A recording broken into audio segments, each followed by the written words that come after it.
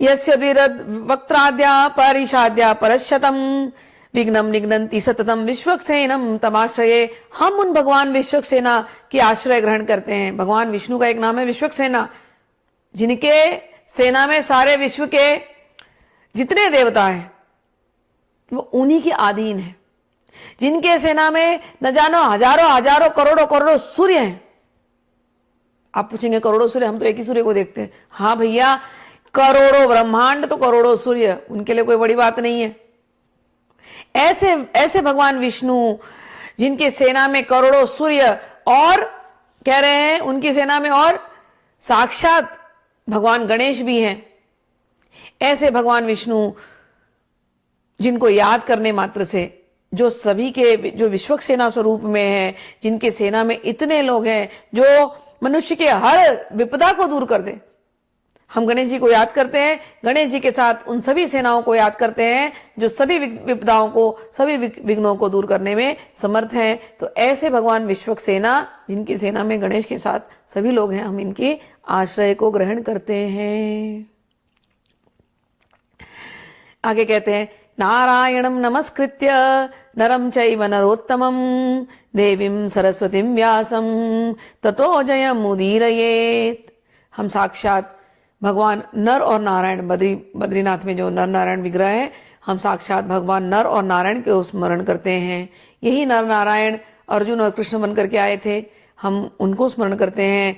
और उनके साथ देवी सरस्वती को स्मरण करते हैं, और साथ में शील व्यासदेव को स्मरण करते हैं। इन सब की जय हो, भगवान व्यासदेव की जय हो, सरस्वती देवी की जय हो, नर नारायण की जय हो। हम इनको नमस्कार करते हैं।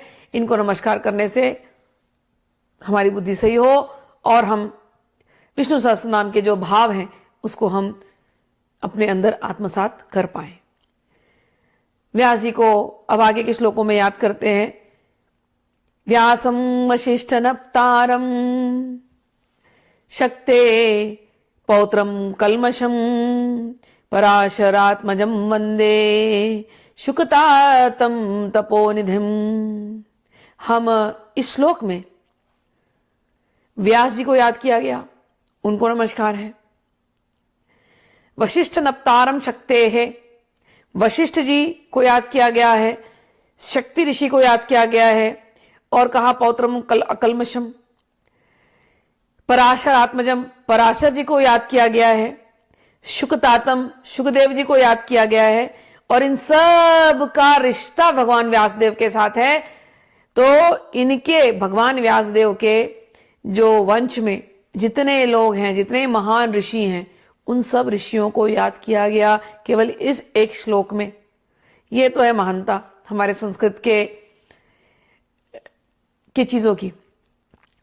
जब कभी व्यासदेव अगर कुछ लिखते हैं, संस्कृत में कुछ लिखा जाता है, जैसे मैंने कहा ना, एक ही शब्द के कई अर्थ हैं और उस अर्थ से सारे भाव प्रकट होने लगते हैं। अब कह देते हैं व्यास जी को नमस्कार है, हमारी हिंदी तो इतनी सी है, व्यास जी को नमस्कार है। लेकिन यहां ऐसे नहीं कहते, व्यास जी को तो पहले नमस्कार किया ही, लेकिन फिर कहते हैं वशिष्ठ नप्तारम, फिर कहते हैं शक्ते है, और फिर कहते हैं पराशर आत्मजम। इन सबको भी नमस्कार है।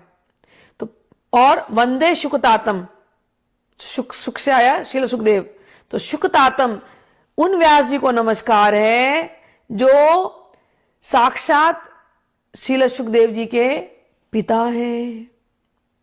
सुखदेव जी कौन है? सुखदेव जी वो हैं जिन्होंने श्रीमद् भागवतम बोली है। किसको बोली है? परीक्षित जी महाराज को बोली है। तो हम उन सुखदेव जी को भी नमस्कार कर लेते हैं यहां से, और उन सुखदेव जी के पिताजी व्यासदेव हैं, उनको नमस्कार है।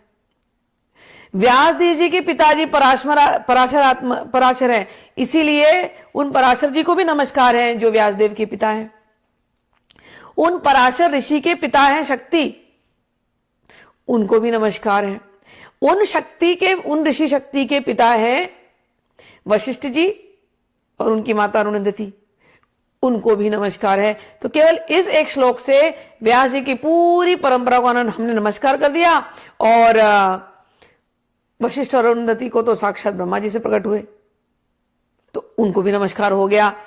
तो पूरे जो उनका जो वंश है उसको हमने केवल इसी एक श्लोक में नमस्कार करके और सभी इन महान ऋषिगणों को नमस्कार किया, सुखदेव जी को, पराशर जी को, शक्ति जी को, वशिष्ठ जी को और उनके साथ साथ व्यासदेव को।